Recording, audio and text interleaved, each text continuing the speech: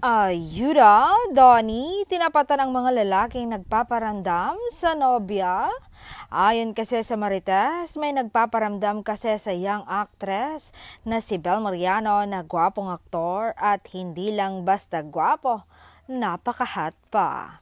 At porsigido talagang makilala ang young actress. Oh may bago na namang atang pagseselosan ang aktor.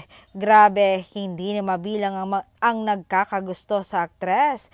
Ang daming nagkakandara pa sa kanya. Iba ka, Bel, napaka ganda mo.